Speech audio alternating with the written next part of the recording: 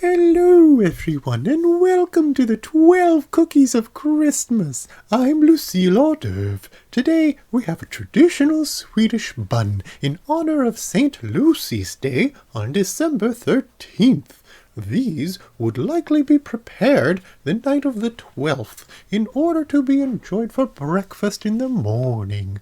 They're sweet and spiced with cardamom, egg glazed and spiked with currants. Oh, I like them with just a little pat of butter, but with jam and coffee if you're feeling luxurious. For a novice cook, this recipe will take about 2 hours, so be sure to give yourself enough time and you'll find it a simple recipe to enjoy every year. First, you're going to need 1¼ cups of milk.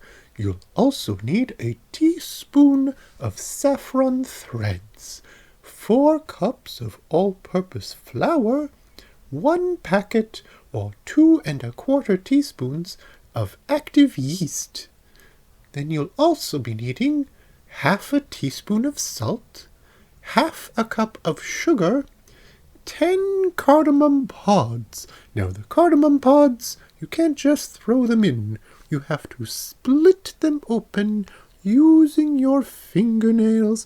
Run a line along the ridge of one of the 3 nodes on the pod and crack it open. And once you've gotten inside, you'll find these lovely little fragrant seeds inside. Now you'll throw those into a simple mortar and pestle and grind them up into a powder.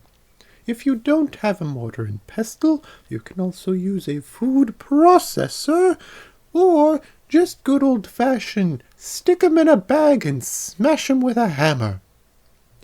After you've ground up your cardamom, you'll also need 1/3 cup of melted butter. Make sure it's not separated though. 1 large egg beaten. 1 more egg beaten later on for glazing. And 24 individual black currants.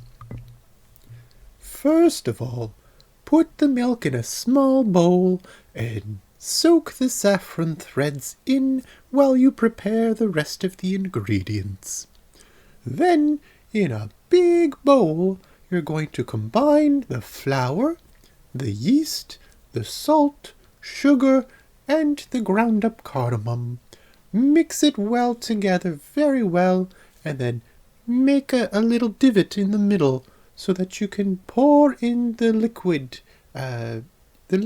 ingredients next. Then you're going to add in the milk slowly, combining it as you go. Then add in the egg and then the melted butter. Do them separately, though, to make sure that it mixes properly, and it will take more incorporation to do, but that is the point, because then it gets mixed thoroughly. Then you're going to turn your dough out onto a lightly floured surface. You can use a cutting board, or your countertop, or even your coffee table if you want to do this in front of the living room TV. Then you're going to knead it. It's a great way to get out your frustrations.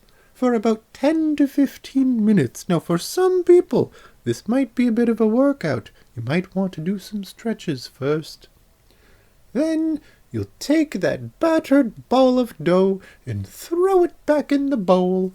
Cover it up with a clean tea cloth and let it rise in a warm place for about 1 hour. After it's risen, and you'll notice how much larger it is, it will be surprising. Preheat your oven to 400 degrees Fahrenheit and line a baking sheet with parchment paper.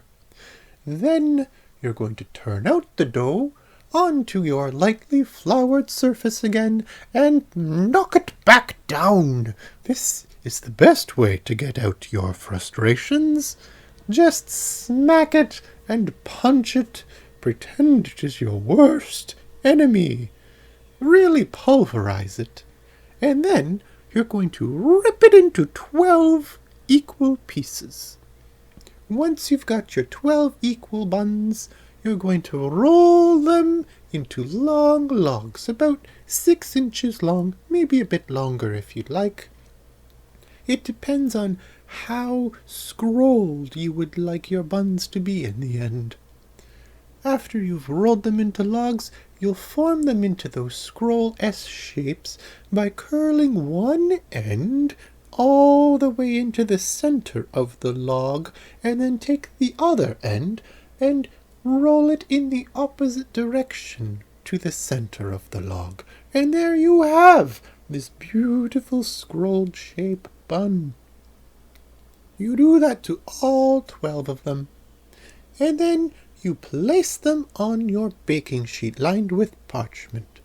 You cover it with a tea cloth and you let it rise again. This time for about 30 to 40 minutes. Sometimes you might think this is taking a long time just to make some buns, but I assure you it is well worth the wait, and it's also a great time to do your cleanup. After the buns have risen, brush the tops with a second beaten egg and add the currant onto the center of each scroll, 2 per bun. Then you're going to place them on a middle rack in the oven and bake them for 15 to 17 minutes, or until they're a nice golden brown, not too dark, not too light. You have to let them cool for a little while first, and try knocking on them to make sure they make a bit of a hollow sound and that the egg glazed outside is a good tough shell. After that, you let them cool on a wire rack for about 10 minutes and they're ready to serve. Now normally, people will make these the night before, so they'll be ready for breakfast, but you can make them for any time of day.